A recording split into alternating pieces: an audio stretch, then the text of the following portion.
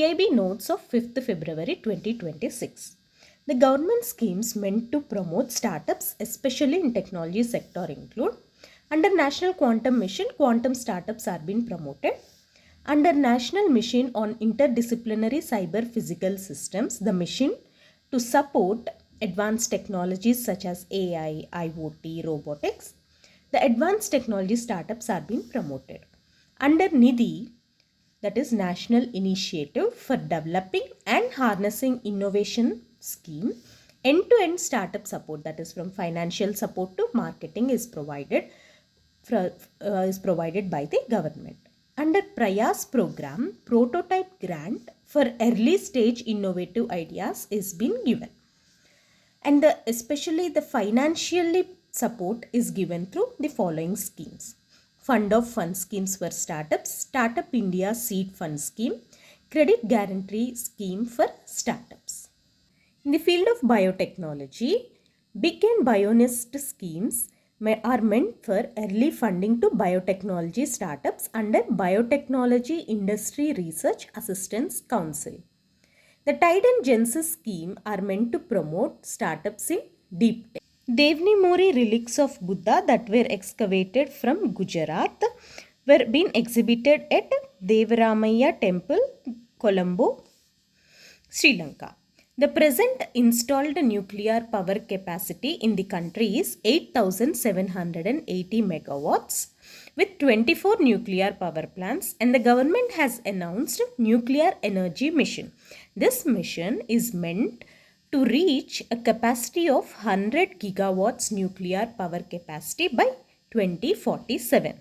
So to reach this nuclear power capacity, government has also proposed to develop small modular reactors in nuclear field, and these small modular reactors are being developed by the Bark Institute. Food Legume Research Platform is established at Sehor, Madhya Pradesh. For expanding broadband connectivity all over India, the schemes include BharatNet, and BharatNet scheme is meant to connect all 2.5 lakh gram panchayats across India with high-speed optical fiber, and this facilitates e-governance, telemedicine, education. Under Digital Bharat Nidhi, earlier this scheme is known as Universal Service Obligation Fund. Under this scheme, the government collects AGRs, that is Adjusted Gross Revenue, from private players such as Airtel or Jio or Vodafone.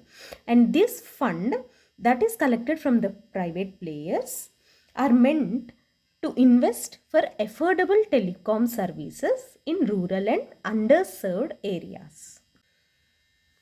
Chaksu facility of Sanchar Sati app enables the citizens to report on suspected fraud communications, that is related to cyber crime or any fraud calls. Center withdraws wheat stock limit order. Earlier, Center has imposed limitations on wheat stocks to wholesalers, retailers, but now it has withdrawn the stock limit. And this is as per removal of licensing requirements, stock limits, movements, restrictions on specified foodstuffs Amendment Order 2025. This is meant to promote food security. Under National Mission on Cultural Mapping, the program Mera Gaon Meri Dharohar is being implemented, for which culturally the villages across the India, almost 6.23 villages across the India, are culturally mapped and stored. To promote, protect, preserve various folk arts and culture in India, 7 zonal cultural centers are being operational in India. They are at Patiala, Nagpur, Udaipur, Prayagraj, Kolkata, Dimapur and Tanjore. Government of India in 2007 established a National Mission on Monuments and Antiquities to prepare 2 national registers. One is on monuments and other is on antiquities. Jatan software of Ministry of Culture is meant for digitization of museum collections like coins, paintings, manuscripts, philately, numismatics, manuscripts. In July 2025, Ministry of Culture celebrated 1000 years of maritime expedition in Southeast Asia by Rajendra Chola I, and also celebrated 1000 years with regards to the construction of Gangaikonda Cholapuram temple. This is also known as Brihadishwara temple. The Devni More Relics of India exposition has been conducted in Sri Lanka, which we already know. It's been conducted at Gangaramaya Temple, Colombo. Earlier, India also conducted Kapilavastu Relics Expo in 2012 in same Sri Lanka, and also Sarnath Relics Expo in 2018.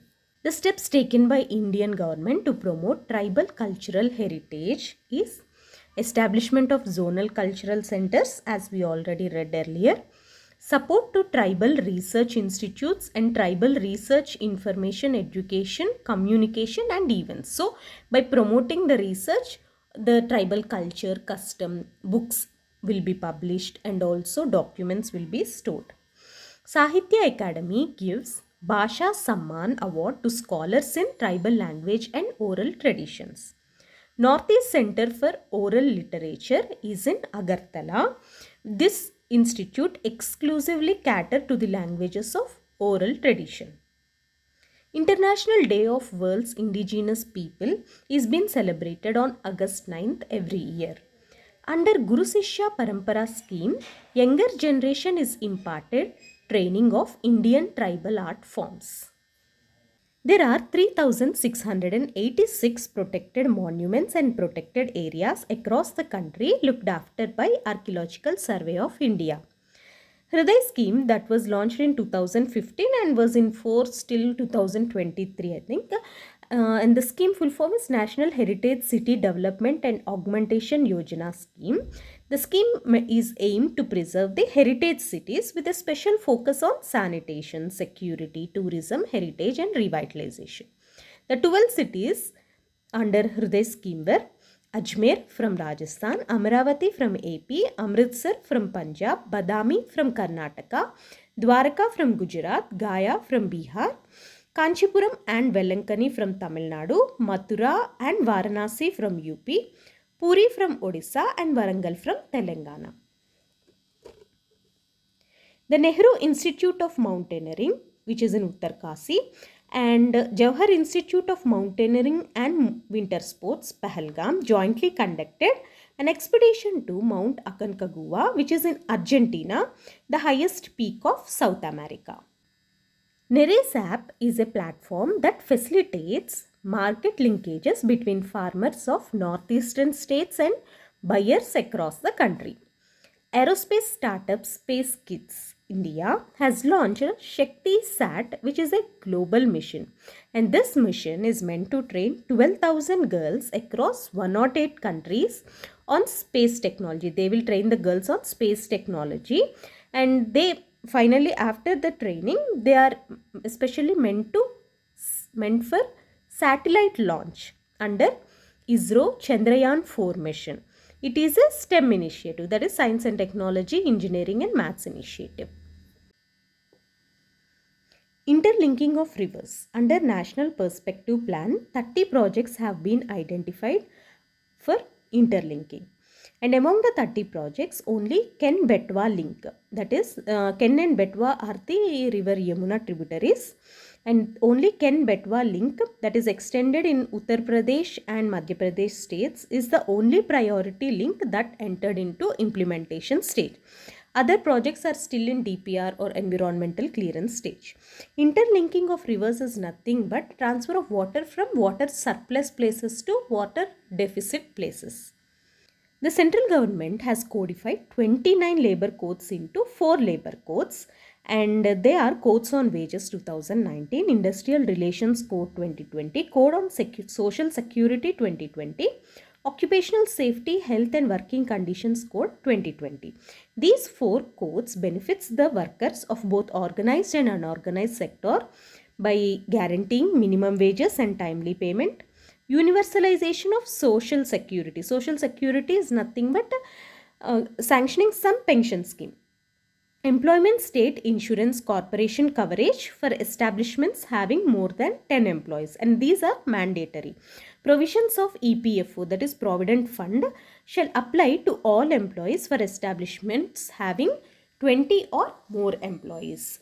And safe and healthy working conditions for all workers, provision of annual health checkup and workers reskilling fund for retrenched employees.